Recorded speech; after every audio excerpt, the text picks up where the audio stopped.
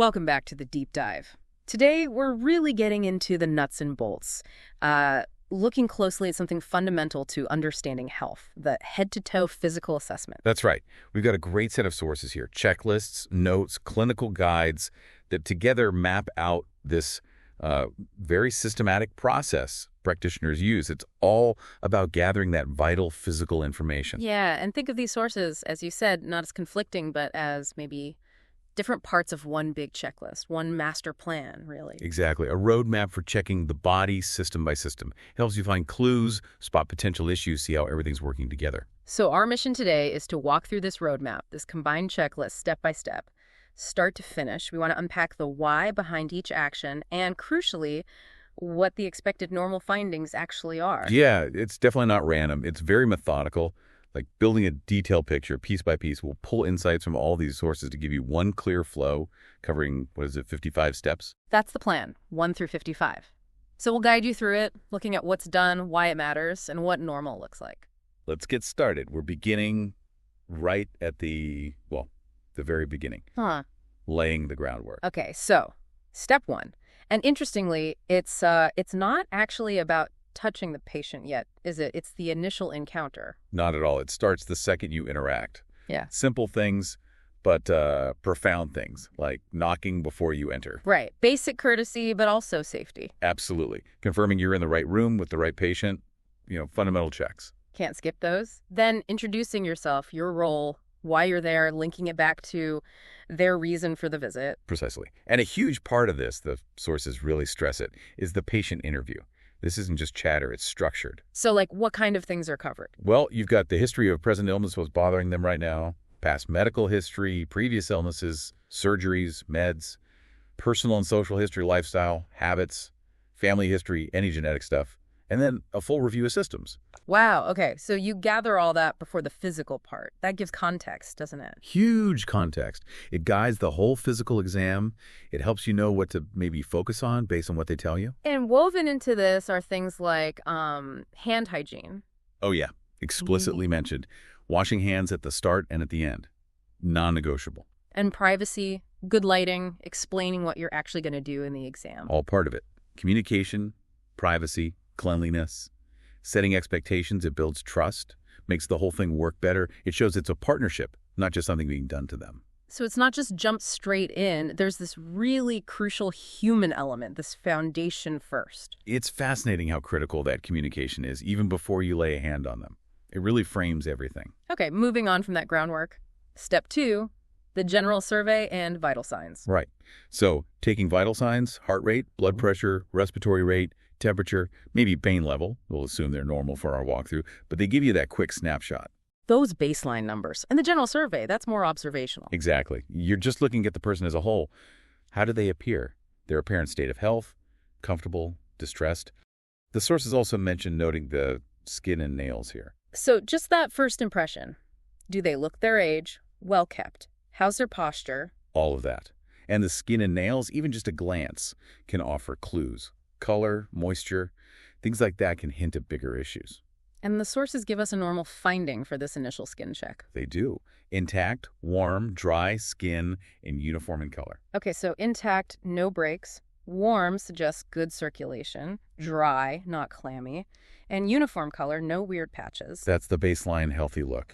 And the positioning here, usually patient sitting facing examiner, good for talking, observing, and then moving into the head and neck exam. So gather the vitals, get that overall picture.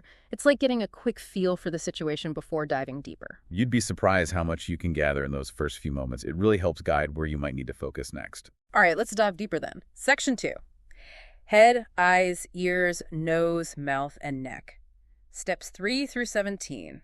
Quite a chunk here. Starting with step 3, the head itself. Okay, what are we looking at? First, level of consciousness and orientation. Are they alert? Do they know who they are, where they are, the situation? You ask those basic questions.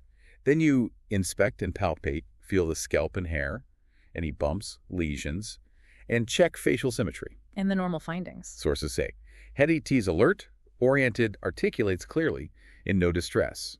Normocephalic, head centered at midline, facial structures are smooth and symmetrical. Normocephalic meaning normal head size and shape for their body. That's it.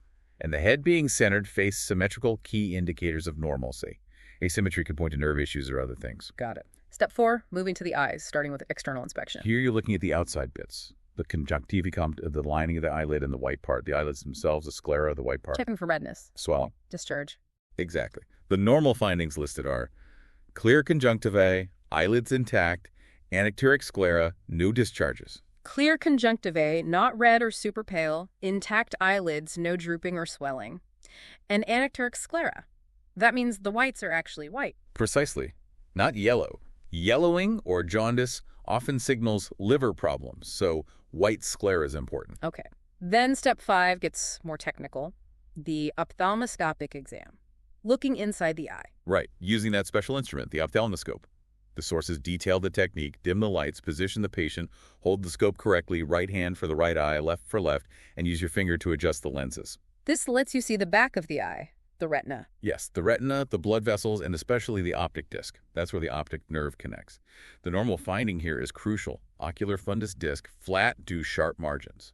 Looking inside the eye sounds complex, but seems like it gives you a direct view of nerves and vessels. Really interesting. It's incredibly valuable. You can see signs of high blood pressure, diabetes, even increased pressure in the brain just by looking at the retina and optic disc. A flat disc with sharp edges means it looks healthy, no swelling. Okay, moving on from the eyes to step 6, the ears. External inspection first. Yep. Looking at the outer ear, the auricle, position, alignment, any skin issues. Then you gently move the auricle and push on the tragus, that little cartilage bump in front of the canal, checking for tenderness. And tenderness there can mean something specific. It can. The normal finding is no mass, discharges, clear canal, tragus sign. A positive tragus sign pain when you push it often points to otitis externa, swimmer's ear. No tenderness is normal. Then step 7, looking inside with the otoscope. Right, the otoscopic exam. You look at both ears, check the canal first, is it clear? Then focus on the eardrum, the tympanic membrane, or TM.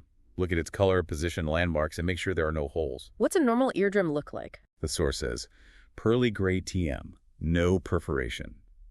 That pearly gray color is the classic sign of a healthy translucent eardrum. And no perforation means it's intact, which is vital for hearing and protection. Next up, step 8, the nose, external inspection. Quick visual check here. Is the nose symmetrical? Any obvious lesions? Swelling. Simple enough. Normal finding. Nose is symmetrical, no visible lesions. Then step 9, the internal inspection of the nose. Using a light source, maybe the otoscope again, to look inside the nostrils. What are you checking? You look at the septum, the wall between the nostrils. Is it midline? Check the nasal lining, the mucosa color, swelling. And test patency, can they breathe freely through each nostril? Okay, and the normal findings for inside the nose. Patent nares, meaning they're open. No deformities, tenderness, pink mucosa, healthy lining. And septum midline not deviated significantly. Makes sense. Step 10 moves to the sinuses palpation, feeling them. Yes, so specifically the frontal sinuses over the forehead and the maxillary sinuses over the cheeks. You gently press or tap those areas. Looking for tenderness. Exactly. Normal finding. No maxillary and frontal sinuses, tenderness on palpation. Tenderness could suggest sinusitis, an infection or inflammation there. Step 11, the mouth and pharynx, a big area. It is. Using a pen light and maybe a tongue blade, you do a thorough visual check. Lips, teeth, gums, gingivae, the tongue top, sides, underneath the floor of the mouth, the roof palate, and finally the back of the throat pharynx, including the tonsils. Quite the tour. What are the normal findings? The source lists: pinkish mouth, mucosa, and gingivae, no tonsillopharyngeal congestion.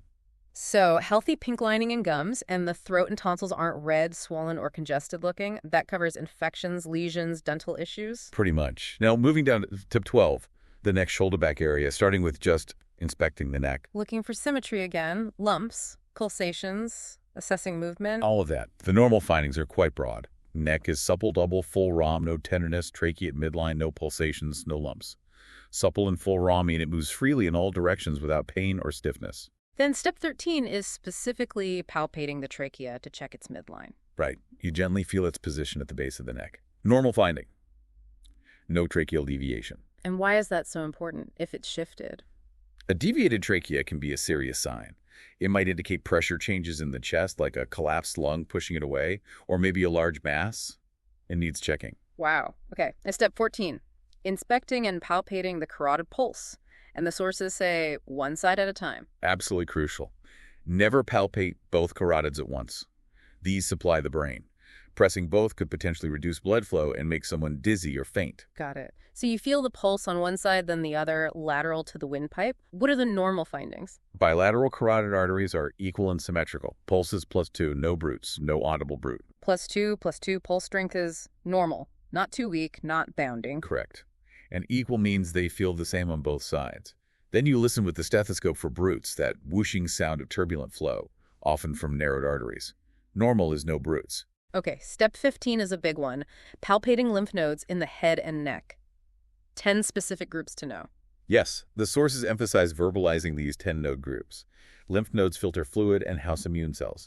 They often swell with infection or sometimes other issues, so checking them systematically is key. You might need to move behind the patient for some. Okay, let's list them. The 10 groups are 1. Preauricular, front of ear. 2. Postauricular, behind ear. 3. Occipital, base of skull. 4.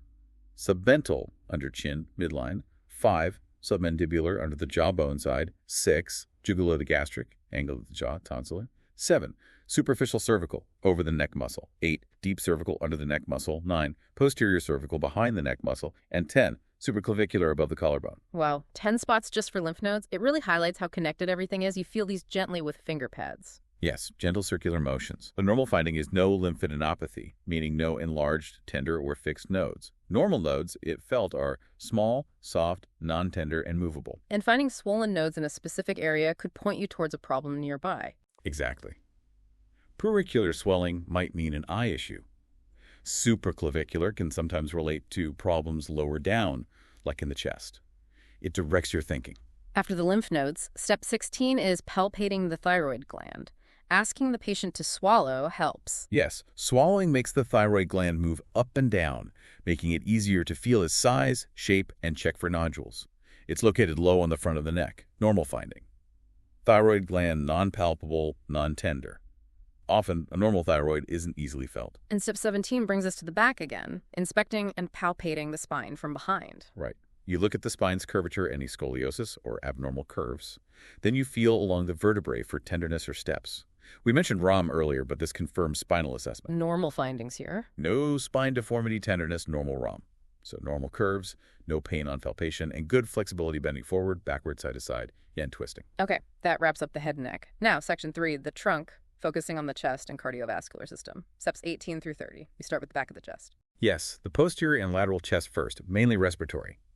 Step 18 is inspection.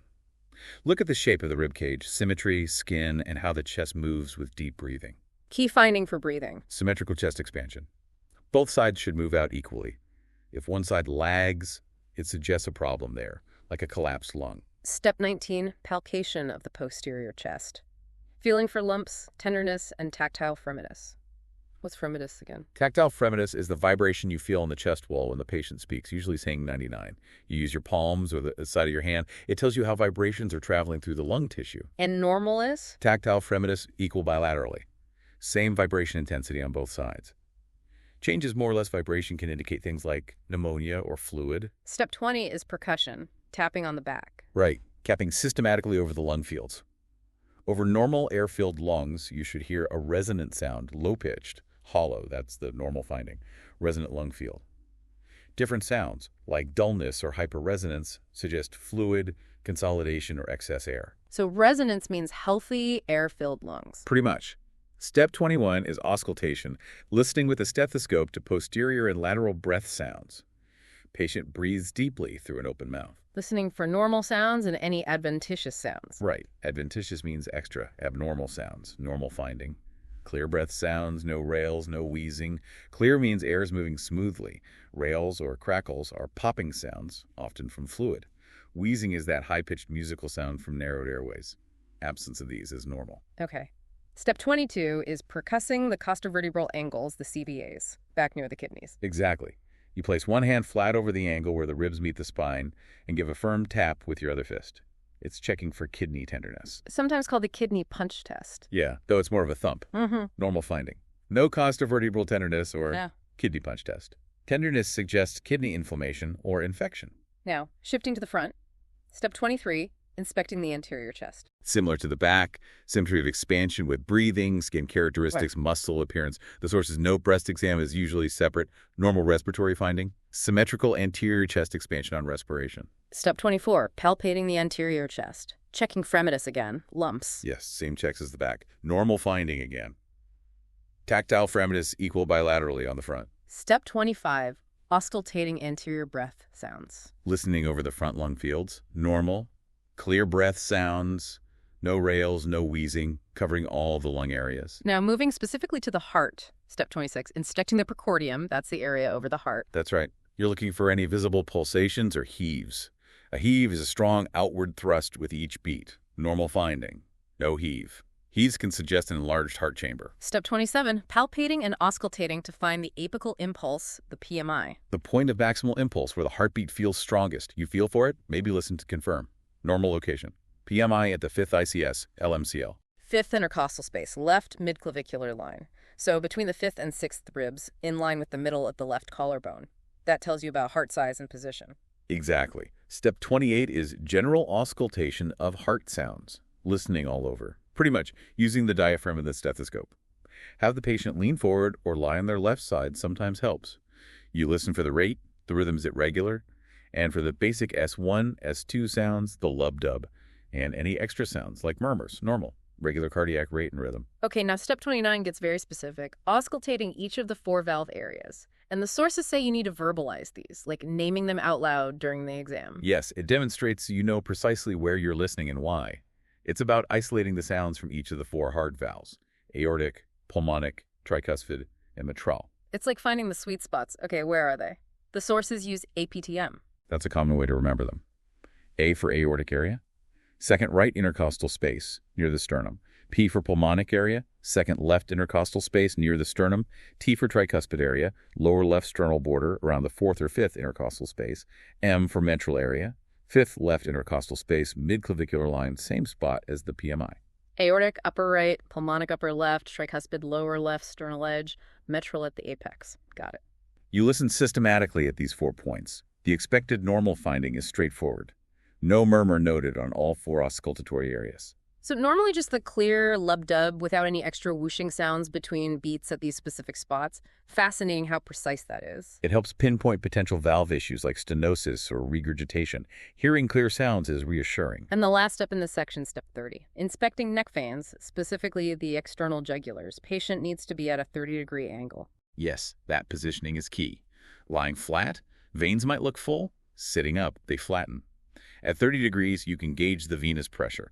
Normally, they shouldn't look distended or bulging above the clavicle much at this angle. So the normal finding is no ext, jugular vein distension, if they are distended at 30 degrees. It can suggest increased pressure on the right side of the heart, maybe from fluid overload or heart failure. It's an important visual clue.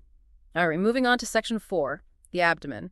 Steps 31 through 37, positioning is key here too. Definitely. For step 31, inspection, the patient needs to be supine, lying flat on their back, relaxed, arms at sides, abdomen exposed from chest to pubis. You look at the contour flat, rounded, sunken, symmetrical.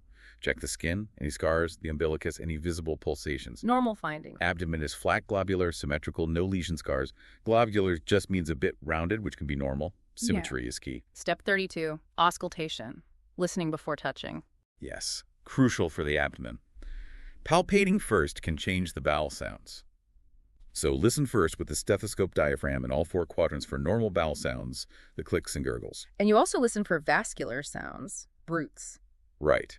Listen over the aorta, the renal arteries to the sides of the umbilicus, maybe iliac and femoral arteries too. Like the carotids, you're listening for that whooshing sound of turbulent flow. Normal findings. Normal vowel sounds, no brutes. No brutes means smooth blood flow in those major abdominal vessels. Step 33 is percussion, tapping across the abdomen. Yep. Mostly you'll hear timpani drum-like sounds over air in the bowel.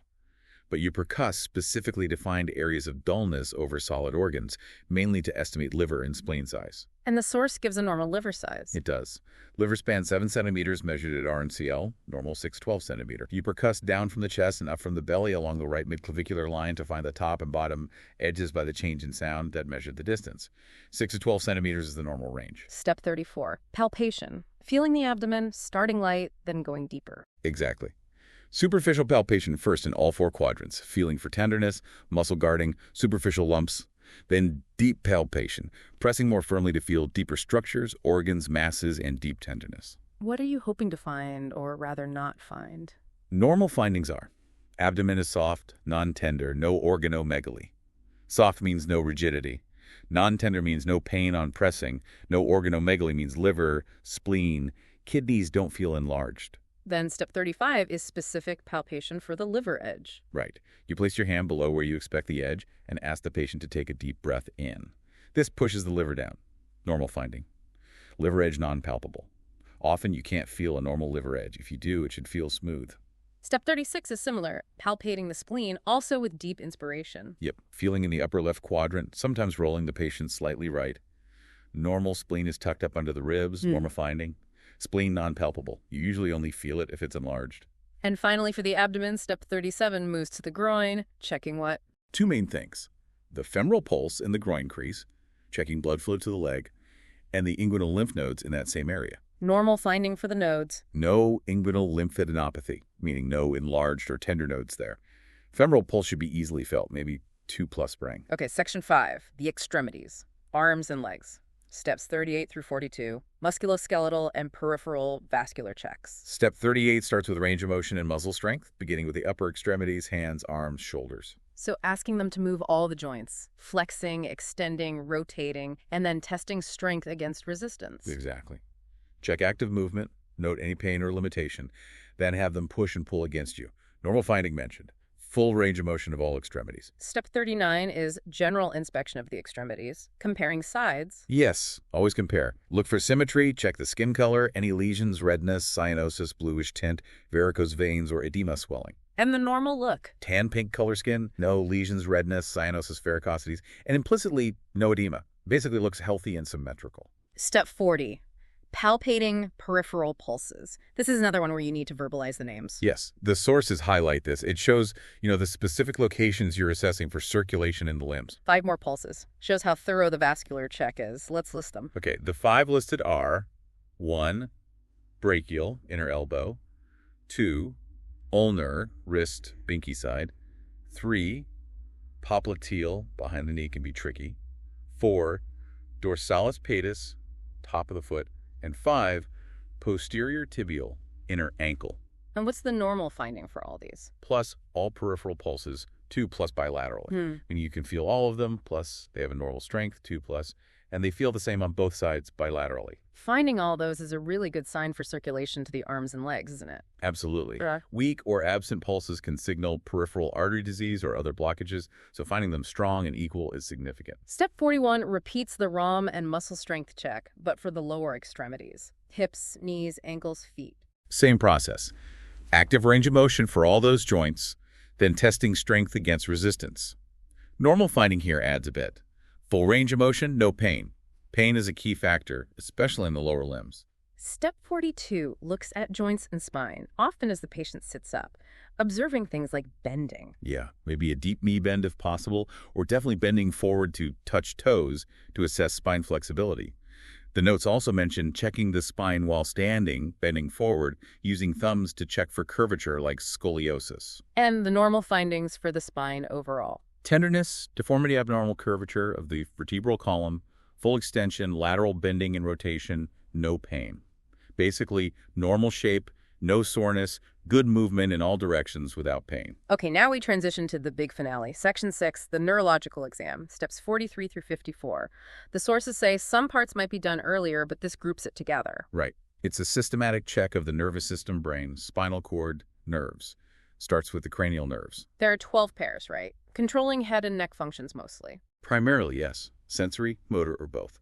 Assessing them helps locate potential problems within the brain or the nerves themselves. Step 43, CNI olfactory smell, and CN2 optic vision. CNI, smell, is often deferred, skipped in routine exams. If tested, it's identifying scents like coffee, one nostril at a time, eyes closed. CN2 vision, how's that tested here? The source highlights testing visual fields by confrontation, comparing their peripheral vision to yours. Normal finding. Visual fields full by confrontation.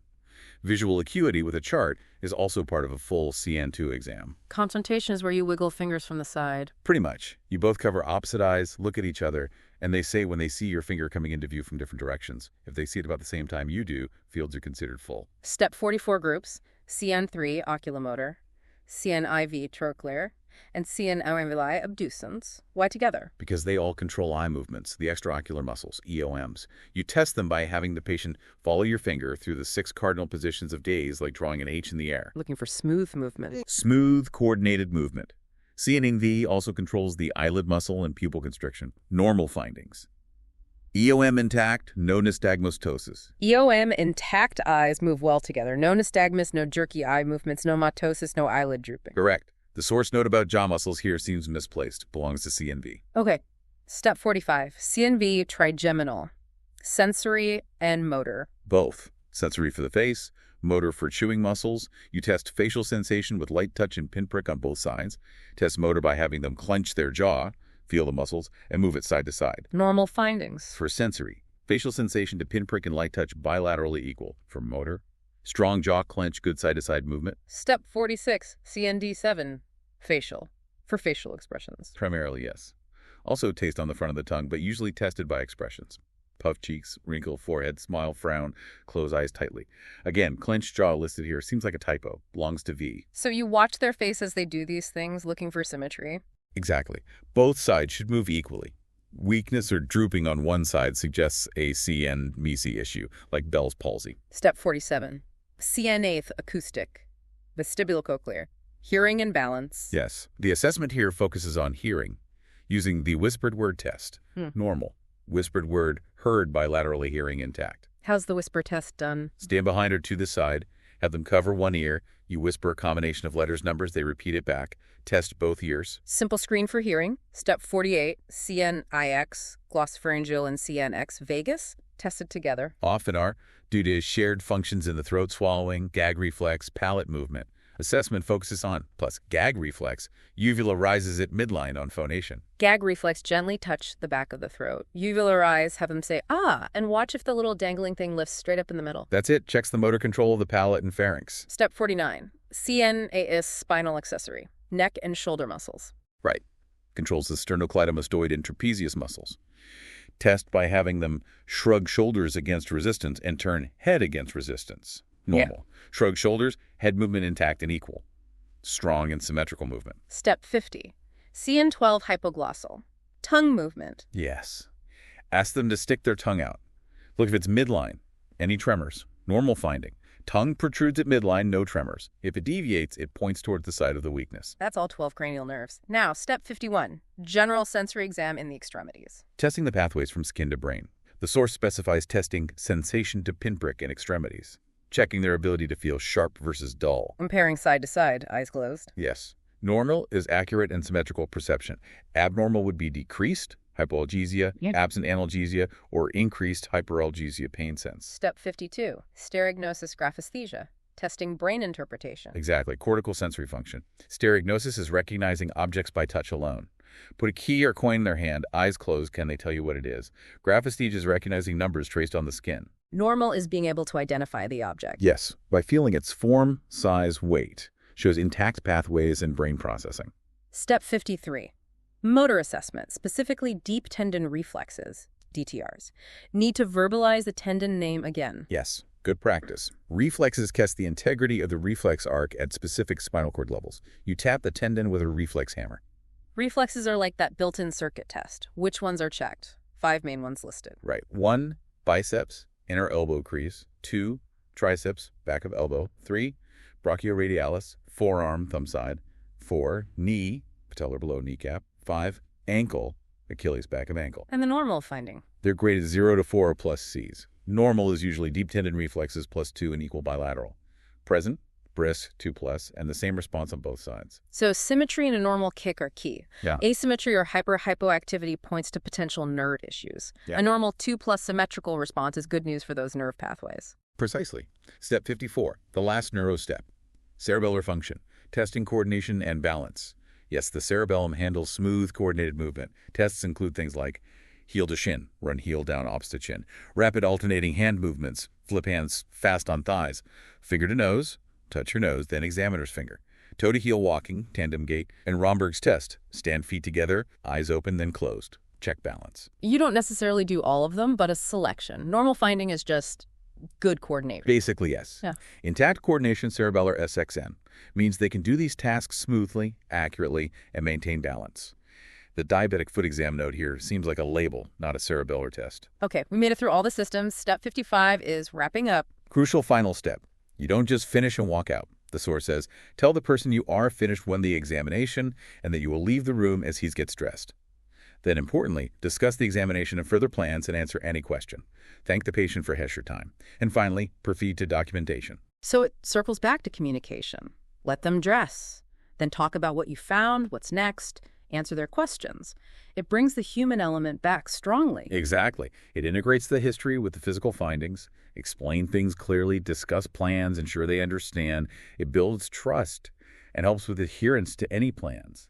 And thanking them is simple courtesy. And that final step, documentation, writing it all down. Absolutely vital. For the record, for communication with other providers, for tracking changes over time, the assessment informs the plan and documentation records it all. Wow. That was a comprehensive journey through those 55 steps. From the initial hello and history, through the general look, then system by system head, eyes, ears, nose, throat, neck, lymph nodes, chest, heart, abdomen, limbs, and that detailed neuro exam. It really is systematic, isn't it? A structured way to build that objective picture of health, alongside the patient's own story. The checklist ensures thoroughness. And understanding this process, hopefully for you listening, gives insight into how detailed health assessments are, how information is gathered to make decisions. It's not random poking, it's a deliberate investigation. Methodically checking for those normal findings, which tell you things are working well, and spotting deviations that might need a closer look. It highlights the body's complexity. It really does. Which leads to maybe a final thought for you to consider. How might just one, maybe seemingly small, finding from anywhere in this huge checklist, perhaps a pulse that feels a bit weaker in one foot compared to the other, or a very faint heart sound that wasn't expected, maybe one side of the face lagging just slightly on a smile, or a small patch where sensation feels different. How could that single clue be the start of uncovering something much bigger, connecting dots across different body systems in ways you wouldn't expect until you did the whole systematic check? That interconnectedness is key. The body is one integrated system. This kind of thorough assessment is designed to catch those subtle links, those early signs that might otherwise be missed. A fascinating process to explore. Thanks for guiding us through these sources today. My pleasure. It's a foundational skill, and understanding it is powerful.